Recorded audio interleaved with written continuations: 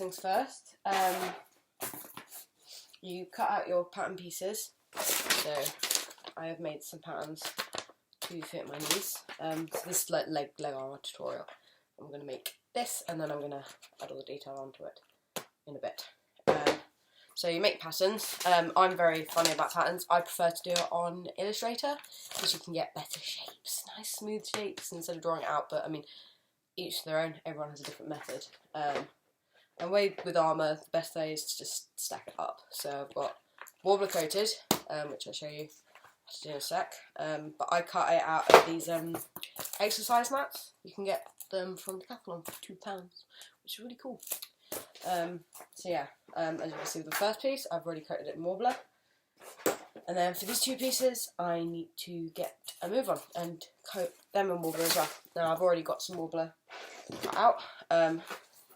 So here we've got this size, that bit, and I like to do it with a bit of an overlap. People are like, oh, that's just, so wasteful, but I'm like, sticks on better, shapes better. So then that for that side. So then what you do, hold it that way, put that down on the floor, because making patterns and warbler is fun. Just make sure that's in the centre as much as possible, and you heat gun it.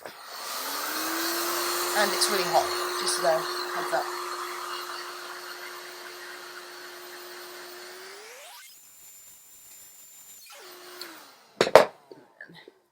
Kind of suck it forward a little bit. So, okay. I just like to fold it personally. I feel like it sticks better because it doesn't necessarily adhere to the EVA foam, and it's really hot, so you're gonna have no fingertips because that's the best thing about cosplay is that you injure yourself in ways you didn't even know. See the front bit? I mean, I personally just like to go around the front bit just to shape it a little bit better. But that's like my personal preference. It doesn't really matter because this is like a sandwich piece anyway. This is like the middle bit, and that's another reason I want the overlap, is so that when I want to stick them together, I've got bits for them to attach themselves onto. We just check that it is the right way. Yep, flip it over, and then we get our trusty best friend, the heat gun, and then we just heat gun it until it goes kind of like, I call it squidgy, but like,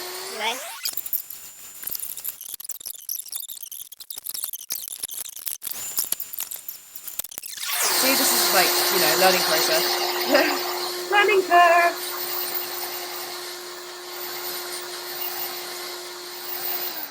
Okay, it's a bit more, yeah, there's a lot more bendy now. So I'm just getting my other kneecap. And don't worry if it's a little bit hot on your knee, because it's going to be. Stick your leg out. Sorry, you can't really see. But I'm just sizing it up against my leg. And then you get your other piece. Make sure that it's nice. Just do the back bit on the other piece as well. Just so that it sticks to the other piece in front of it. It's always good to have your other one as a guide. So I'm just going to grab that one and put it on my leg, so that I know roughly where the pieces sort of need to be. So that comes to about here. Don't stick to yourself yet. I have not deemed it true. Okay. So that's... And just reshape it so that it fits your little leggies. Or, well, you probably don't have little leggies. I do, because I'm really rather midgety. Okay, and then you just do the same for this piece. This one's still like quite warm, so that shouldn't take too long.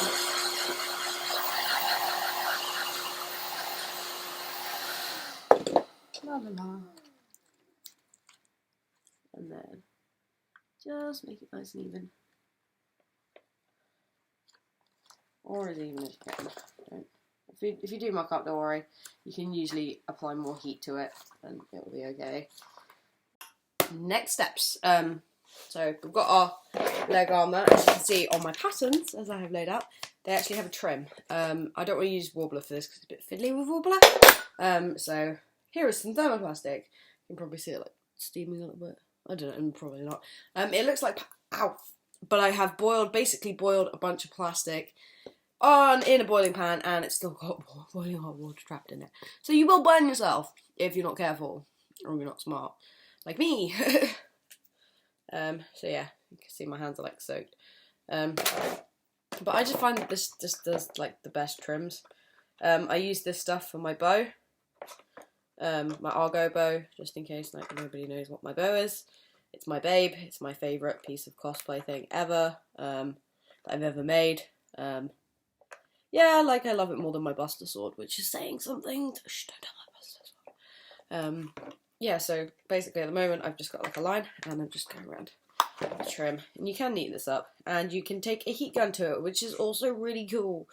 And it will just stick to the warbler because it is also a thermoplastic. They're like cousins, like crafting material cousins. But it doesn't matter if you do need to use like a little bit more. Like I have loads of this like flubbery stuff down here. It does string a lot, which you wouldn't really expect, but it is pretty good. And you can just like, if it goes hard, you can just heat it up, reboil it, or even just like on the light setting of a heat gun, just take light set temperature. Nah, it does stick to the thermoplastic, so don't put your piece of armour in the big pile of thermoplastic that you just melted, because then you get this and it gets all stuck to it. It's alright, you can rip it off, but you know, it's just irritating. So yeah, that'll then stick to its end there. And just try and make it kind of even as you can. But it does harden really quickly, that's the other thing. So you've got to work quite quickly with it, otherwise you end up being like, oh no, it's all hard and I can't move it. Like I've got like this little part here. So you just pinch, press. Just to give that like a little bit more of a raised effect. And then get that. And then take your heat gun to it. I have definitely burnt the inside of my finger, it really hurts. But it's okay, we're cosplayers, you know. We burn ourselves, but we, you know, we continue. We battle on. So, la la la. First little bit of detail done. I mean, if you want it to harden quicker as well, run it under cold water, and then it just goes solid, like insta solid.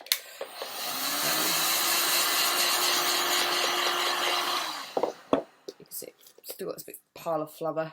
If I call it flubber, it's not really it's plastic, but like, and just make sure that you clean the pan afterwards, because otherwise, if you leave it in the pan, your roommate doesn't notice.